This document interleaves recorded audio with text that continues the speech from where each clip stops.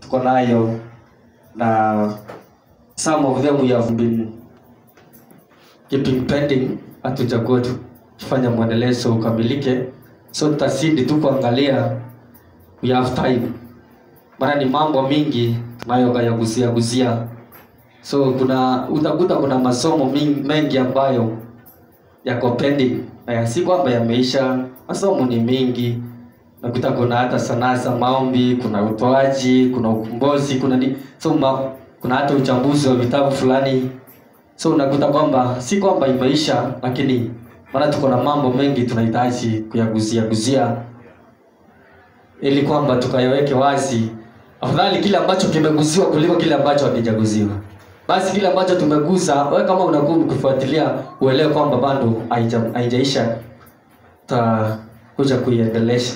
So leo nataka tuangalie kitu, understanding salvation. Nataka tuangalie kuhusu wokovu. Maana kwa nini kuhusu wokovu? Understanding salvation. Kwa Kiswahili ni kuelewa wokovu. Maana katika pita zangu ama pilika zangu hapa na pale, nimekuwa nikutana na watu hapa na pale, na yamkini wahubiri, na unakuta kwamba kile ambacho wanaita wokovu ni cha kushangaza, ama kile ambacho wanadhibitisha kwamba mtu ameokoka ni mambo mengine yanaleta mshangao kidogo, na kweli kabisa yanaweza kukuweka katika kongo la utumwa ikiwa wewe haujakaa katika mkao sahihi wa kujifunza neno la Kristo. Haleluya. So nikaonelea kwamba tutamaliza leo, lakini acha tugusie tu mahali ambapo tutafikia. Tuelewe wokovu wa Kristo, understanding salvation, because that is now a very important thing to unbeliever. Ukiwa utaelewa wokovu ulio nao, unajua kuna hata wengine hawajui kama wameokoka. Maana kile ambacho wanafundishwa kuhusu wokovu kabisa anaangalia, naona mimi bado hata siko karibu na wokovu. Haleluya. So lakini sasa ukishaelewa wokovu ulio nao kama muamini, uliopokea kutoka kwa Kristo Yesu, wokovu Kristo aliokabidhi kwako wewe ukaupokea, yani aliutoa wewe ukaupokea. Ukishauelewa, kwa hakika hakuna mtu atakuja, na hakuna siku utakuja wewe kujihukumu. Hata ukikuta tu anasema mambo ya kwake, utacheka tu na upite, maana huyo haelewi wokovu. Haleluya. Salvation is a very important one in the body of Christ. And wokovu ni jambo la muhimu zaidi, ama neno la muhimu zaidi katika mwili wa Kristo. It's a very important one in the body of Christ. Yani jina wokovu ni neno lenye umuhimu zaidi katika mwili wa Kristo. Yani ni jina ambalo Yesu analidhamini zaidi katika mwili wa Kristo. Tunapozungumza kuhusu wokovu, ni neno ambalo linadhaminiwa zaidi na Kristo. Ya hiyo ndio kitu ambacho yeye anadhamini zaidi. So ni jina, si jina tu hivi, yani salvation is a very important one in the body of Christ. In fact, kuna watu ambao wanasema kwamba yamkini hata wale ambao ni wana wa kuazi, wale ninaposema wana wa kuazi ina maana kwamba wamepotea, maana wako na munda, wale ambao hawajaamini, wale ambao bado hawajaamini. Unakuta kwamba anakaa katika mkao fulani, anasema kwamba ikiwa wokovu ndio huu, hakuna mtu ameokoka. I think kama it was on Wednesday if I'm not wrong, ama Thursday hivi. So kukawa kuna mtu alikuwa ile wimbo unaimbwa, tanitambuaje kama nimeokoka, matendo tazama matendo. So ilikuwa inaimbwa na mhubiri. Kuna mhubiri alikuwa wale wa kusunguka wale wainjilisti wale. So alikuwa ameweka ule wimbo. So nikiwa nakaa hapo nikasema, na mtu niliongea naye nikamwambia, unajua huwezi tambua mtu kwa matendo kama ameokoka. Walileta shida maana, lakini sasa ikafika mahali nikaona I'm arguing with the wrong people, because hao watu hata hawaelewi kitu. Kwanza wao hawajaamini. So nikianza kuambia hata matendo yusiani na wokovu they are far. Wako mbali sana. So nikaonelea kwamba it's better mimi ninyamaze niwaambie. Vile ambavyo nasema itakuwa sawa. Maana huyu mtu hata mkishinda hapo the whole day hata kuja kukupata. Ni kama saa hii wewe mtu agushe na vitu ambazo wewe hujui, hauna idea, hauna maarifa kuhusu. Mfano kama sheria. Akwambia kipengele fulani kinasema kwamba haufai kutembea na slippers. Utakataa. Hata ukianza kumpinga itakuwa kama na hiyo mtakuwa ni kama ujinga tu, mnakuwa mtaangi kama kiujinga, maana wewe hauna ufahamu na yeye hakuna ufahamu. Anajua chenye anasema. So ninaposema mimi matendo haidhirishi kwamba mtu ameokoka, huyu naye anasema matendo haidhirishi. Juu ana maarifa. So it is better wachana. Lakini kwa nini? Maana watu wamehubiriwa siku mingi kwamba lazima uache matendo mabaya ili uokoke. Lazima uache maybe ulevi ili uokoke ama ili kuwa umeokoka. Lakini nataka niwaambie kwamba hayo mambo ambayo unasema kwamba mtu anaweza acha ili aokoke, bado anaweza kuwa ameacha na hajaokoka. Inaitwa act of mercy. Waindi si wanafanyanga hizo vitu. Ama tuseme mtu anaweza kuwa leo. Unajua kuna mtu kutoka asaliwe, tangu asaliwe, hajaoilewa. Huyo mtu hata atakangi hata kusikia mambo ya wanawake. Yaani huyo mtu si msherati kwa njia nyingine, si msisi.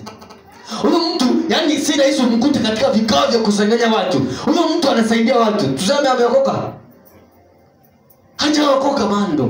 So lakini kwa sababu ya kile ambacho watu wanaita wokovu ndio kimechanganya watu hadi wa leo. Watu hawataka kuokoka. Maana wanasema ndio huyo mtu akasema leo hii dunia mzima hakuna mtu ameokoka. Na akasema kama kuna mmoja ameokoka alisema ni one, kama out of 100% ile asilimia 100 akasema ni 1% ndiye anaweza kuwa ameokoka. Sikumtukuu vibaya na sikumchukulia vibaya, maana ni vile ambavyo amesikia, vile ambavyo anaufahamu kuhusu wokovu. Maana waliambiwa kwamba ukiwa wewe ni msengenyaji bado uelewa hujaokoka. Ikiwa wewe unalewa uelewa hujaokoka. Ikiwa wokovu ni wokovu gani wanazungumzia? Tumsifu Yesu. Amen. Nikasema neno wokovu ama neno wokovu katika mwili wa Kristo ni jambo la muhimu zaidi katika mwili wa Kristo. However, many people out of ignorance have their own explanation. However, nimesema point yangu ya kwanza ilikuwa salvation is a very important one in the body of Christ. However, many people out of ignorance have their own explanation or a concept of salvation which is different from what the Bible says or teaches. However, many people out of ignorance have their own explanation or concept of salvation which is different from what the Bible teaches. Nikasema kwamba neno wokovu ni neno la muhimu zaidi katika mwili wa Kristo. Lakini hata hivyo kuna watu wengi, yani watu kutoka kwa ignorant yao, yani kwa mapuuza yao, wako na mitazamo mingi kuhusu wokovu, wanafundisha kinyume na vile Biblia inasema kuhusu wokovu. Different from what the Bible says or teaches.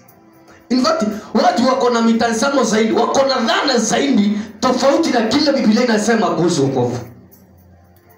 Nazungumza yamkini mahubiri, si watu, maana watu wanaozungumza wale ambao hawajaamini ama wale wameamini, wanazungumza kupitia wale ambao waliofundisha kuhusu wokovu.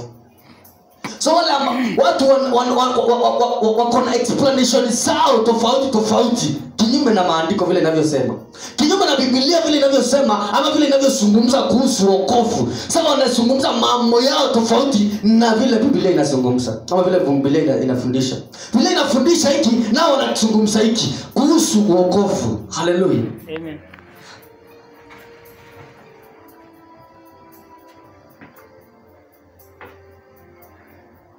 Hayo tumefika mpaka hapo, tumeandika mpaka hapo.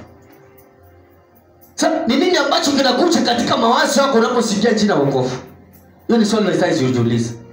Nini whatever what comes to your mind they say somebody is saved, ni nini ambacho kinakuja katika mawazo yako, katika akili yako wanaposema ama unaposikia mtu ameokoka, mtu fulani ameokoka? Nini ambacho kinahitaji kuja? Unaposikia mtu ameokoka ama unaposikia watu wakisema fulani ameokoka, nini kinakuja kwa mawazo yako? Wengi wanaposikia hivyo wanaanza kusema by the way anaweza kuwa ameokoka juzi yake muona akileo. Anaweza kuwa ameokoka juzi yake muona na mwanamke kwa barabara. Kutoka aoe hajaikuwa na mpango wa kando. So anaweza kuwa ameokoka. Ni sawa. What comes into your mind? Yeah? What comes to your mind when they say somebody is saved? What do you think happened to the person who got saved? Wewe unafikiria nini kinafanyika kwa mtu ambaye ameokoka? Unafikiriaje? Hiyo ni maswali tunahitaji hiyo inaitangwa rhetorical question. Takuja si lazima yapate majibu kwa sahihi. Ni ile tu majibu tu tunahitaji, maswali tunahitaji kujiuliza. Maana yes, unasikia mtu akisema, wakati ambapo unasikia mtu amesema ameokoka ama mtu fulani amesema fulani ameokoka, nini ambacho kinakukujia kwa akili yako? Wewe nini ambacho unafikiria? Ni nini ambacho unapata katika mawazo yako unaposikia mtu ameokoka? Na swali nyingine unaweza hata jiuliza. Ile nyingine unaweza jiuliza, wakati ambapo mtu amesema ameokoka, ni nini ambacho kinakuja kwa mawazo yako? Maana ni nini ambao unafikiria? The moment tumesikia mtu ameokoka, nini ambacho unakuanga umefikiria? Nini ambacho unakuanga umeona kwa huo mtu? Maana wanaposema ndugu fulani siku hizi ameokoka, ndugu fulani siku hizi ameokoka, nini ambacho kinakukushia kwa mawazo yako? Nini ambacho unafikiria kwa huyo mtu? Alafu nini unafikirianga nini kinakuwa kimetendeka kwa mtu ambaye ameokoka? What do you think happened to the person who got saved? So ni nyingine unaweza kujiuliza, when you want somebody to get saved, what will be your expectation? Mfano kama unataka mtu aokoke, wewe una expect nini? Unatarajia nini? Hiyo ni maswali ambayo tunahitaji kujiuliza. So tukishaelewa wokovu ambao tulio nao, unajua mtu anaweza kuwa na wokovu, alipokea wokovu, maybe sio alipokea wapi, lakini bado anaambiwa tofauti na kile aliambiwa apokee. Yaani mtu anakuja anakuongoza katika ule wokovu. Unajua vile wanaongozanga watu. Na faili wanasema hata jina yako ivutwe kwa kitabu cha shetani, si cha shetani ama cha mauti, na iandikwe nini katika kitabu cha uzima. Alafu sasa baadaye kidogo tu unakuja tena unaambiwa utubu. Yaani ugaagae chini hapa kuhuku kulia. Yaani unaambiwa sasa wokovu ni wa kila siku. Sasa kama wokovu ni wa kila siku na uliambiwa kwamba useme na uandike katika kitabu cha uzima wa milele, ni nini kiliape?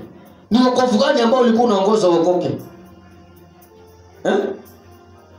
So unless you understand the salvation, ndio utaweza kuwa on the safe side.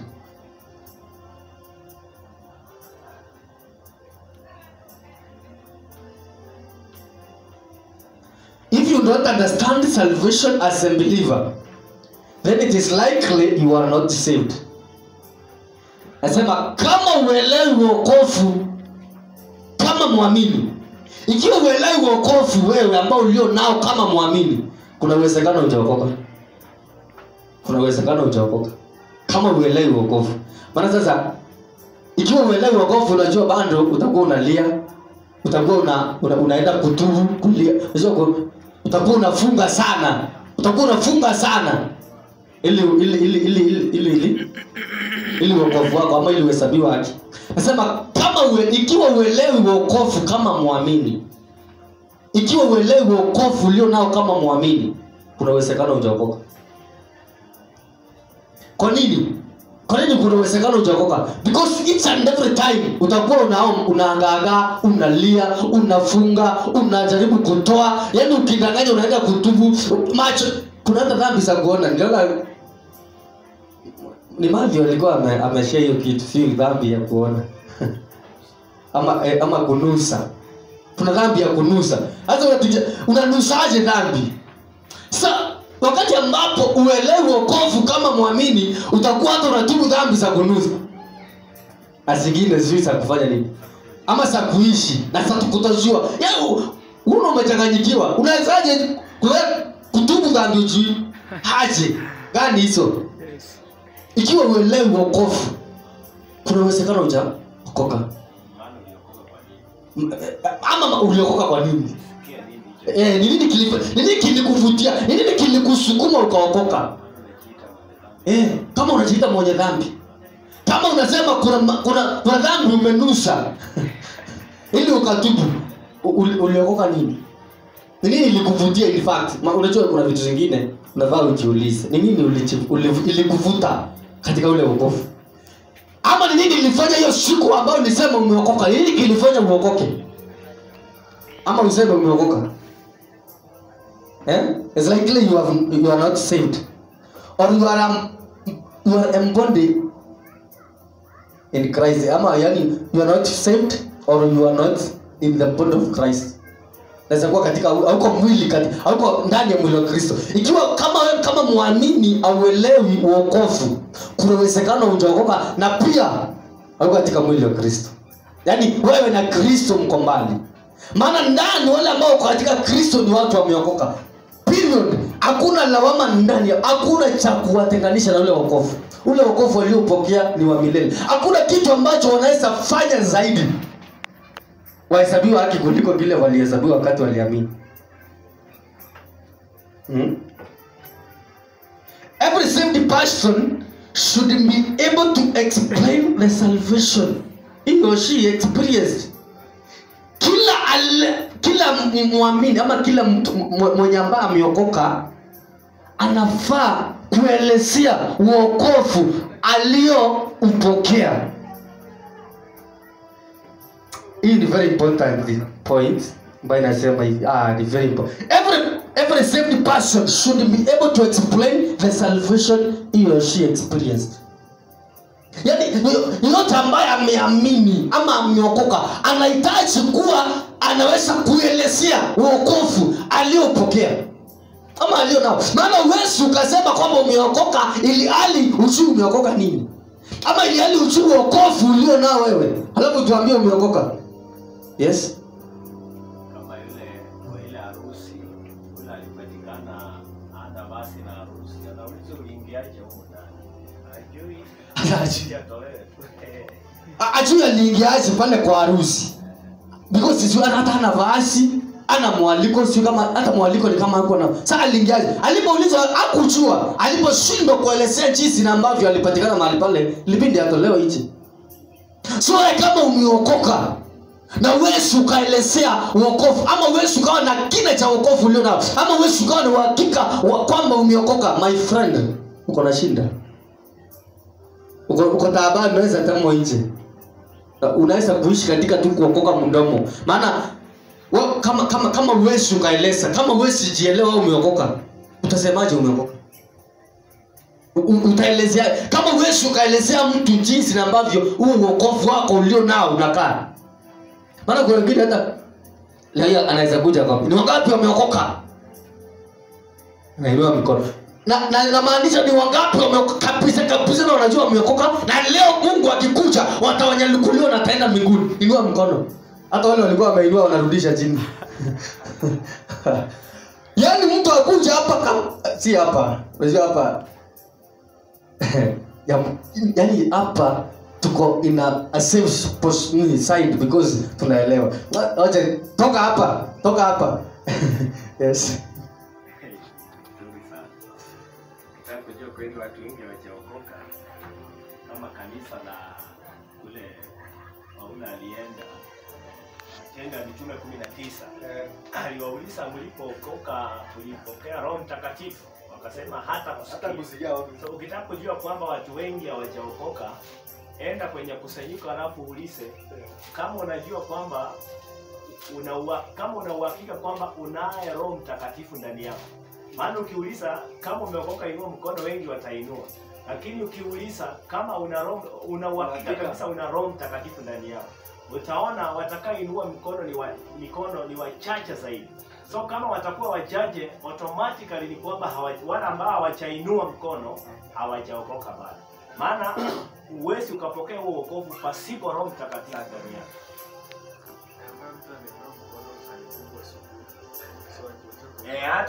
Hata aliyeinua mkono ukimfuatilia ni kwa sababu aenda asubuhi amejitakasa vizuri na nini so ana uhakika ndani yake.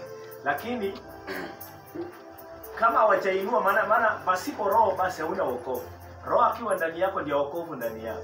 Sasa ukianza kuchunguza vizuri na kuuliza kwamba kama unajumana, muamini lazima ajue kwamba ni Roho Mtakatifu amemsaa katika ule wokovu. Exactly. Yeah. Na kama hawezi jua hilo maana yake bado hajaokoka.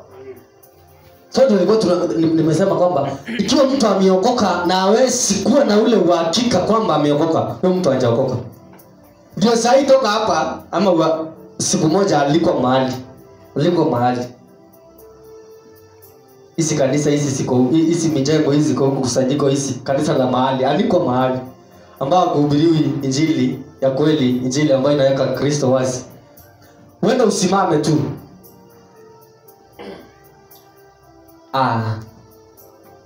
Usalimiane alafu useme naomba watu ambao wameokoka wainue mikono juu. Hakuna mtu hata inua. Kila mmoja hakuna mtu hata inua. Alafu usindi useme naomba wale ambao wanatamani kwenda mbinguni wainue mikono. Kama ni kutamani hakuna mtu atamani. Hiyo watainua mkono. Ni sawa? Alafu wewe ulize, sasa mimi nataka kusema hivi ama nataka kuuliza hivi. Na nataka sasa wale ambao wako na uhakika kabisa 100% that Yesu akirudi leo hii wanaenda mbinguni wainue mkono juu. Hata mchungaji anaweza weka chini. Hata mhubiri mwenyewe wa mahali pale hata inua mkono. Kubaliana mimi. Atainuaje mkono yetu yeye mwenyewe anasema kwamba sisi sote tumetenda dhambi na tumepungukiwa na utukufu wa Mungu. Na zaidi yote anasema yeye mwenyewe anahubiria akiwaambia kwamba anawaambia kwamba tukisema hatuna dhambi twajidanganya sisi wenyewe. So yeye hata yeye mwenyewe ni mwenye dhambi, hawezi inua. So kumaanisha hawa watu hawajaokoka na waelewi wokovu nini. So ikiwa wewe ni muamini ama umeokoka, ili wewe ukajua wokovu ulio nao ndani yako, haki uko taabani. You are doing a lot of nothing. Yaani you are wasting your time kusema umeokoka. In fact hata ufai kusema umeokoka. Ikiwa wewe ukaelezea wokovu ulio nao ndani yako, uliopokea, experience, yani unaoshangilia ndani yako, unaokaa ndani yako, uko taabani. Hata ufai kusema, hata ufai kusimama useme hata siku moja hivi umeokoka. Kama wewe ukaelezea wokovu wako. Yaani kama una uhakika kwamba umeokoka. Unajua kuna siku siku ama ni wakati mgani pale ni hapa ama maybe ni hapa tu kuna mtu alisemanga, I think sio ni hapa ama ni wapi, alisema kwamba nataka kila mmoja aanze kutubu, maana usijidanganye kwamba uko sawa. Katika pilika zako za wiki mzima umekuwa hapa na pale, umegusa hiki, umesikia hiki, macho yako yamenajisika, masikio yako yamenajisika, umesikia vitu vingi. Sasa kila mtu atubu. Unajua kwanza hata mmoja anakutubisha kabisa na angalia zaidi yule ambaye amewaongoza. Haimkini hata yule ambaye anawafundisha. So itakuwaje? Wameokoka nini? Wokovu ni waliupokea wokovu gani? Hebu tusome Warumi. Somea Warumi. Some 10:9. Warumi 10:9 inasema hivi. Kwa maana neno Warumi 10:9. Kwa sababu ukimkiri Yesu kwa kinywa chako ya kuwa ni Bwana na kuamini moyoni mwako ya kuwa Mungu alimfufua katika wafu, utaokoka. Kwa maana kwa moyo mtu huamini hata kupata haki, na kwa kinywa ukiri hata kupata wokovu.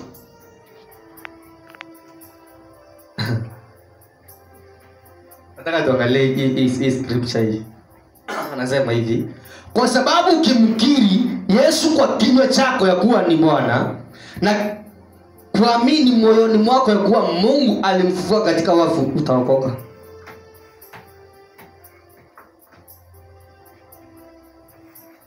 Kumkiri tu. Naweza kumkiri useme. Ni kama kwa mfano ukuja hapa. Is that enough? No. Really? No. That cannot be enough. Kwamba mtu ameokoka. Na wengi wanakiri mpaka leo, lakini hawajui kama wameokoka na hawatambui kama wameokoka. Maana nasema ukimkiri. Ndio nimeuliza wakati ambapo unaenda unaongozwa katika wokovu. Si kunaulizwa ni wangapi wanataka kumpokea Yesu? Wanainua mikono, wanagusa. Si wanaongozwa? Si wanafanya nini? Si wanafanya hii scripture hii? Si wanakiri? Sasa ile watu huenda kuamini kwao, wataamini kwamba Mungu Yesu alifufuka. Hiyo ndio watasomewa, maana watasomewa. So wanaposomewa wanaendelezwa katika ukiri wao. Wakiri kwamba mimi ni mwenye dhambi, mimi nimefanya, mimi nimekuwa, mimi nimefanya, nimeachana na shetani, nimemtenga, sijui nimetoka kwake, ameniachilia, alikuwa amenibeba, leo ameniachilia na vitu kama hizo. Hayo ndio nashangaa. Walitoa wapi haya mambo? Dini. Mlitoa wapi hizi? Mlitoa wapi? Tuambieni. Na hii bando hii hata kama utakiri hii, it's not enough kwamba mtu ameokoka. We cannot say that person is saved because hata wewe ambaye unahubiri leo hii kanisani mahali pale katika mkusanyiko ule, hata wewe mwenyewe hujui kama umeokoka na ulikiri.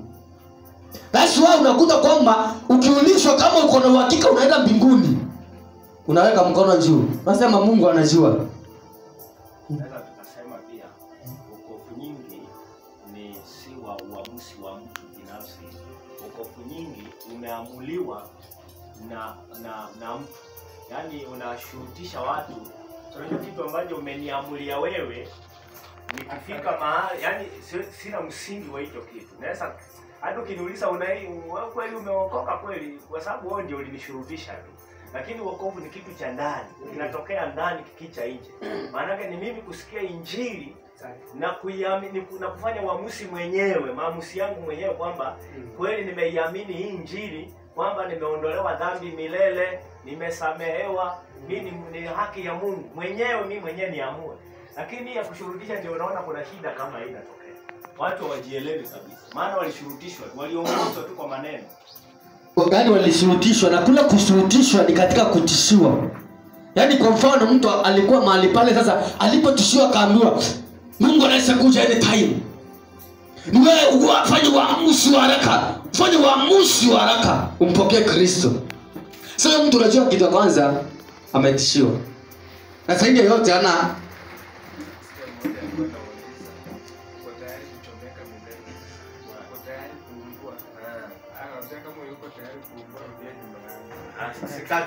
nasikia. So mtu anamtishia, eti uko tayari kuungua. Uko tayari kuchomeka. Hakuna mtu ako tayari kuungua jameni. Na hakuna mtu ako tayari kuchomeka. Unaenda tu kwa kusema tu watu wamechaa kwa sababu wamekuwa famous.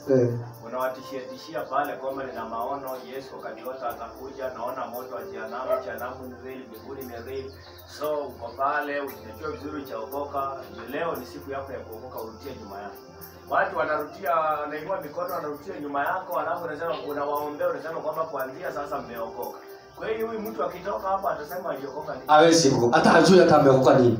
Huyu mtu hajui. Na hata wewe mwenyewe ambaye umemwambia ameokoka jamani, hata wewe hujui. Hata wewe hujui ni nini unazungumza. Maana wokovu huu kitu cha kwanza unaenda yote huyu mtu alikuwa anapita. Anjasikia hata kitu ulikuwa umezungumza. Sasa hata hajui nini kimefanya aokoke. Kile ambacho amekuta ni ujumbe wa kutisha. Kwamba kuna moto. Na moto unaenda kuchomeka, si unaanza kuatishia. Sio mtu hata alikuwa katika pita zake. Isitoshe mtu alikuwa katika hata fahamu zake, alikuwa hata amepotoka katika fahamu, hivi alikuwa mlevi. Sio mtu hata ajui amefanya nini. Ajui kabisa. Lakini wewe mwenyewe unamwambia ameokoka. Eti alikufa leo hii anaenda mbinguni. Wokovu, elewa wokovu ni nini? Wokovu baada ya kushiki, lakini tutakuja kupata. Wacha tuendelee tu. Sitajibu sasa, acha tuendelee. Tapata wokovu. So nimesema ikiwa wewe ni muamini ama umeokoka na wewe ukaelezea wokovu ulio nao, elewa kuna kasoro haujaokoka bado.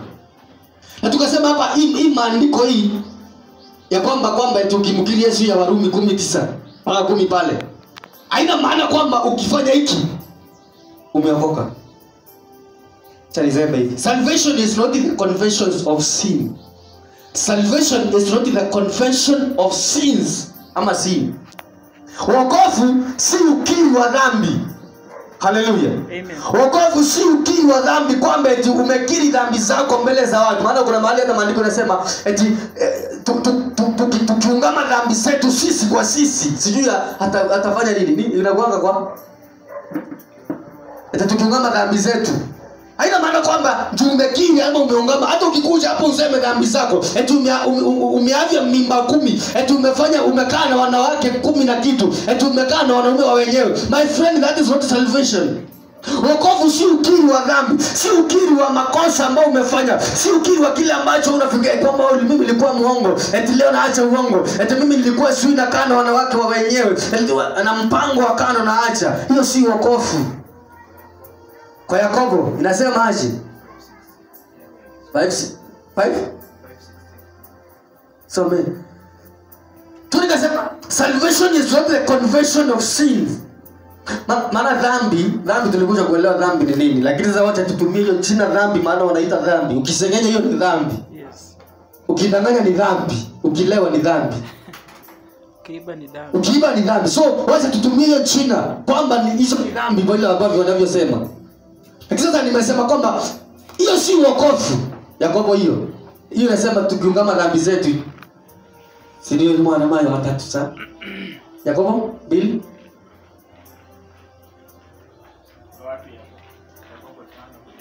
5:16. Ungameni dhambi zenu ninyi kwa ninyi na kuombeana mpate kuponywa. Kuomba kwake mwenye haki kwafaa sana, kiomba kwa bidii. Hiyo ndio kitu ambacho, lakini hiyo iko na maana yake. Hiyo maandiko ya kwamba kuna kitu alikuwa anazungumza ukimwangalia katika mtandao wake. Ana maana kwamba wewe utoke huko nje ukuze waanze kusema kile ambacho umefanya ili ukue umeokoka. Sema ungameni, ungamana ni nyinyi kwa ninyi, si kwa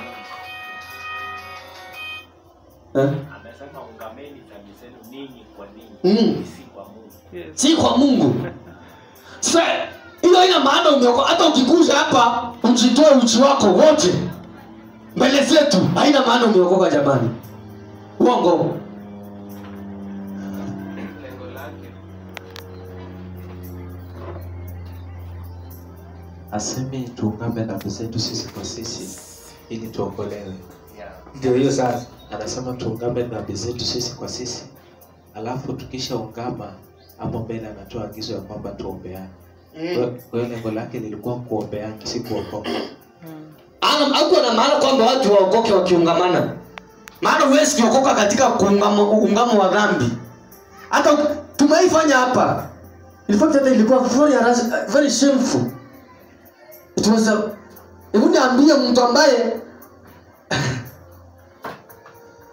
yaani mtu ambaye amesimama kabisa, unaona kama hata ni mhubiri ama ni mtu ambaye anaongoza hata ibada kanisani, alafu anakuja anasema yeye amekuwa hata amelala na anko yake. Hiyo ni hekima ama ni aibu? Ujinga tu. Haina maana mtu sio katika ungamo wa dhambi, haina maana kwamba kuna wokovu. Wokovu haupatikani katika ungamo wa dhambi. So hata ukiconfess hizo dhambi zako zote mpaka ukiwa mtoto kile ambacho ulifanya, haina maana umeokoka bado. Hiyo si wokovu. Na ikiwa ni hivyo basi ile siku unajua we have experience, we have passed many things. Usituone hivi. Si hata sisi wachache, usione hivi. Usione. Wasituone hivi, wasitukujulia hata sisi wachache in fact. Wasituone hivi, wasione kama hatukuwa huko. Tulikuwa huko. Msituchukulie hivyo mnafikiria. Tumetoka mbali. So tulifanya hivyo, lakini kama hapo ya kwamba wakati ambapo tulipata nuru, macho ya mioyo yetu yalipotiwa nuru katika neno la kweli, tunaona kwamba tulikuwa tunafanya upuzi na tulikuwa tumeokoka. Hatukuwa tumereceive wokovu yet. In fact unaweza hata kuna hata wakati niliambiwa ama nilisikia mtu akisema kwamba lazima uongozwe katika sala la toba sio ili uokoke. Mfano ile ya kusema mimi fulani, sema mimi sio nimefanya eti kuna mhubiri mahali alisema kwamba ikiwa hujawahi kuongozwa katika hiyo sala, wewe hujaokoka. Ate unajua sasa nikaichukulia katika njia fulani kwamba ni kweli. Maana ukisema hivyo utakuwa. Lakini sasa leo hii tumeona hata hii haifai. Haitoshi. Si kwamba haifai, sijasema haifai. Haitoshi kabisa kwamba umeokoka. Unaweza kutokuwa ama unaweza kuwa haujawahi kuongozwa katika hiyo sala ya kuzungumza kwamba mimi nimeonja dhambi, mimi nimefanya nimekuja kwako nimekuwa, lakini usikie kile ambacho kinaleta wokovu na upokee na utakuwa umeokoka. Na mwingine naye yakuwa ameongozwa lakini hajaokoka. So sio ukasema mimi maana niliongozwa katika sala la toba ile, sasa mimi nimeokoka. Na mwingine naye uweze kumkashifu njoo aje uongozo. Kwa mfano mtu alikuja hapa. Mtu anaweza kuja hapa akaa katika mkao wa kujifunza neno la Kristo. Finally na aelewe kile ambacho kinazungumzwa na apokee wokovu. Huyo mtu hajaokoka. Lazima tumuelekeze. Si lazima tumwambie sema wewe iko hivi. Haina maana. Maana amepokea wokovu ambao Kristo ameutoa na ameupokea kwa njia ambayo inafaa kulingana na maandiko.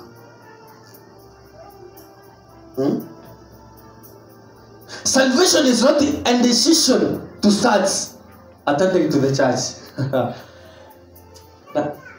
Nasema hivi, salvation is not a decision to start attending to the church. Yani wokovu si uamuzi wa kuanza kwenda kanisani.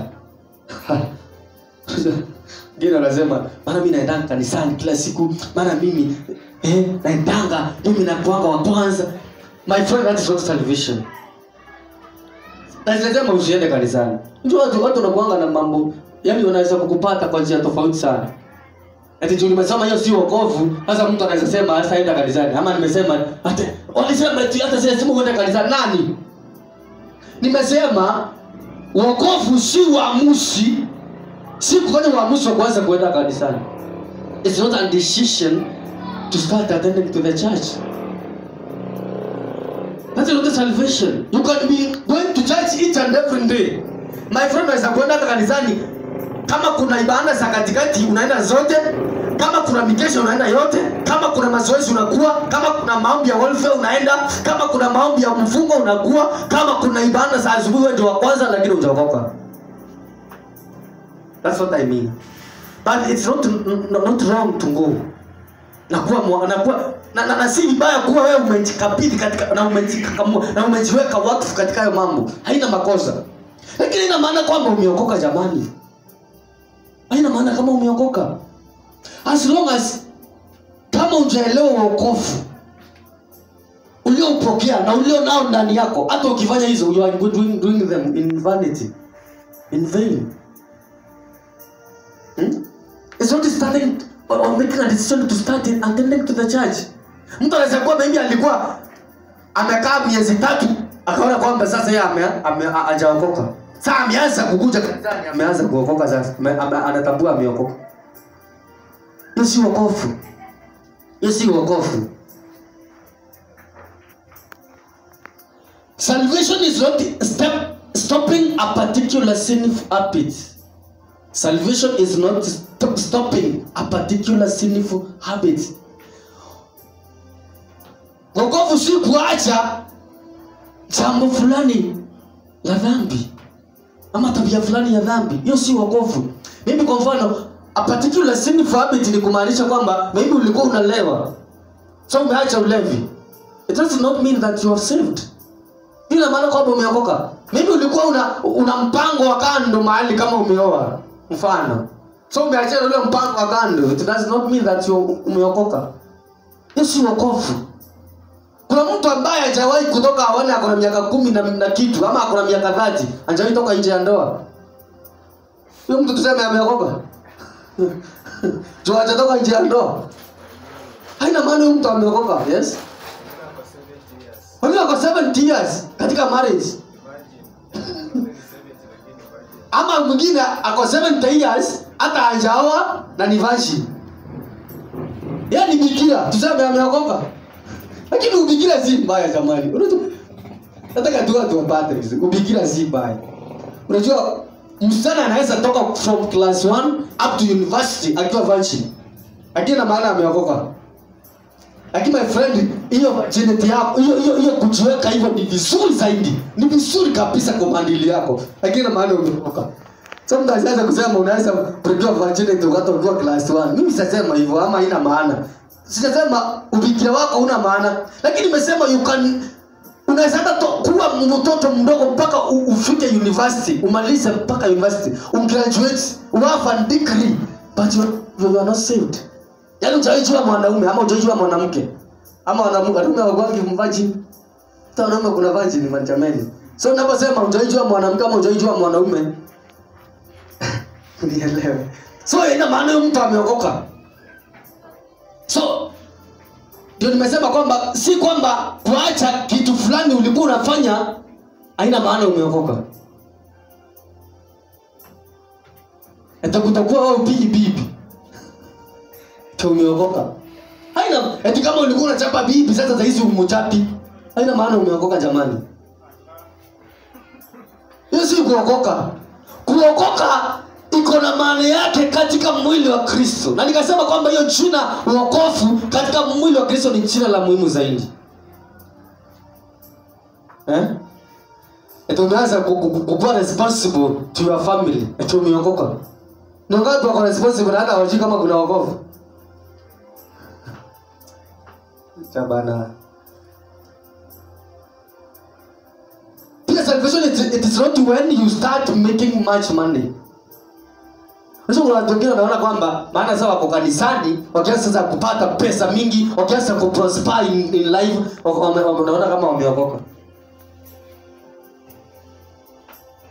Hiyo si wokovu. You can have a lot of wealth, you can have a lot of money, you can have a lot of asset in you, but you're not saved.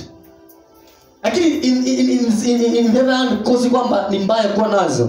Ama si kwamba uwezi kuwa nazo na umeokoka. Unaweza kuwa nazo na umeokoka, lakini si kwamba unaweza kuwa nazo alafu uone hiyo ndio wokovu.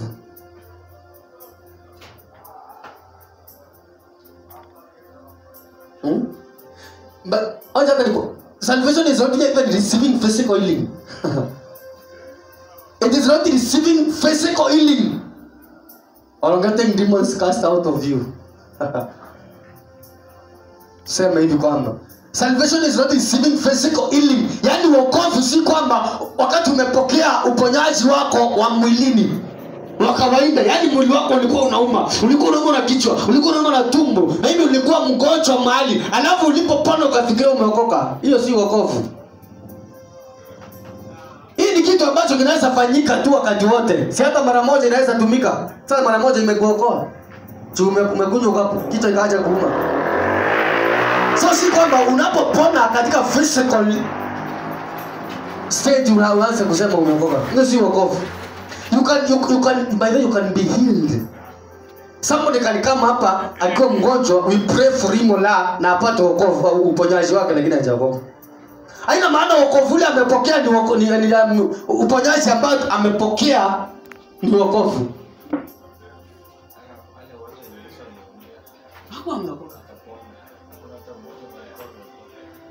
Yesu mwenyewe aliombea watu wengi zaidi na kuwaponya wenye magonjwa sugu, lakini hawakuwa wameokoka.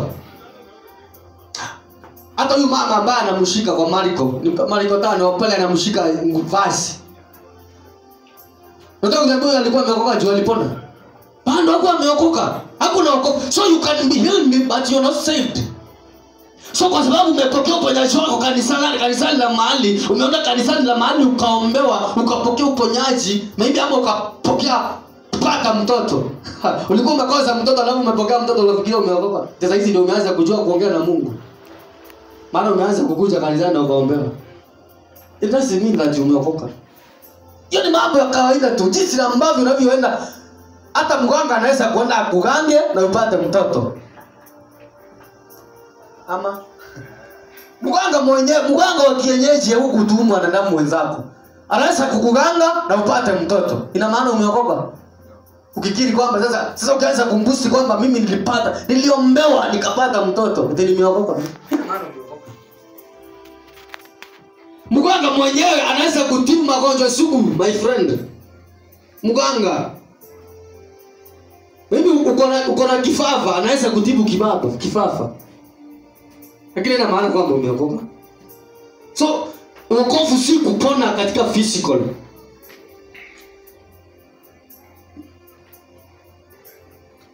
Na pia wokovu si kwamba sisi getting demons cast out of you.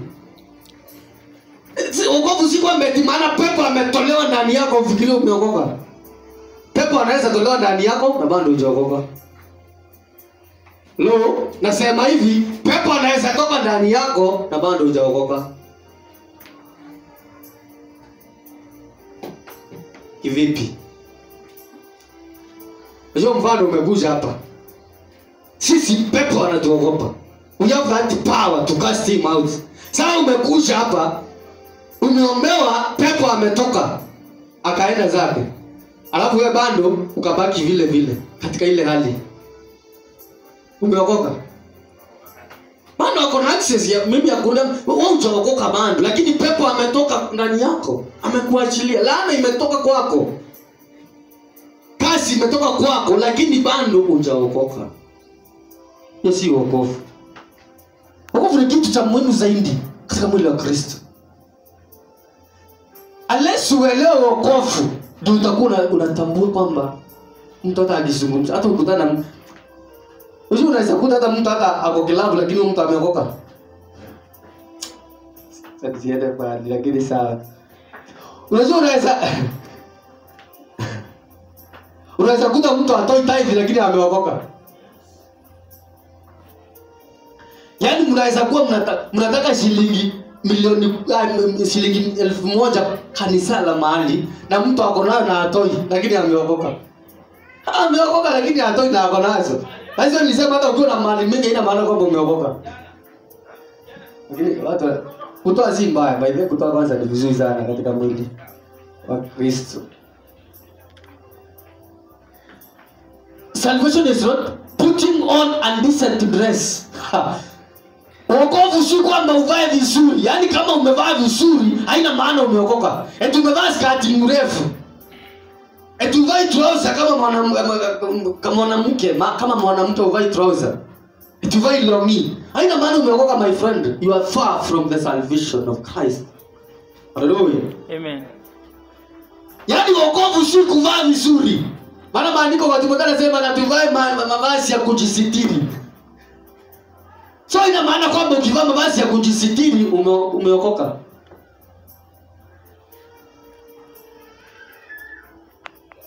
Sitataja watu.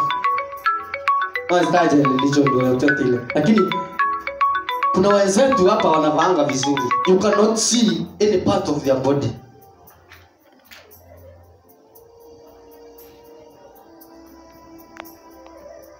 Wanavanga vizuri wale wabibi wale. Huwezi ona part yake hata kidogo, hata mkono, maybe midole tu pekee. Hata huku huwezi ona. Yaani mkono kutoka hapa mpaka hapo huwezi ona. Unaona tu vidole na hizo vidole zimepakwa. Hata huwezi jua zinakaa aje. Huyu mtu anavaa vizuri kabisa. Hata huwezi. Yaani hakuna siku kama ni kutamani, kama ni kukuangusha, hakuna siku anaweza kukuangusha. Huyo mtu ameokoka. Haina maana umeokoka jamani. So, dressing decent, yaani kuvaa vizuri, mavazi ya kujisitiri vizuri, kuvaa katika kiandabu haina maana umeokoka. Kwanza wasomi wanavaa vizuri. Eti ukuta mtu, eti mfano, ukuta sasa pastor lazima ague na kola, na suti, na chapchuta. Eti huyo ameokoka. My friend si lazima ague ameokoka. Kwani wale ambao kwa visa hizi wanafanya nini? Hawana chapchuta? Wale wanafanya maofisi haya. Hata mtu ako bank, saa hii bank. Ukuta amevaa aje? Amevaa kuliko ule pastor ambaye ako pale. Yaani ameng'ara. Yaani mpaka unatamani vile ameng'ara. Yaani amevaa suti kamembana vizuri, kamejaa alafu kiatu, alafu amemaji, hata wewe unajua hata kumaji. Alafu useme kuvaa vizuri ndio wokovu. Sasa tuseme ameokoka.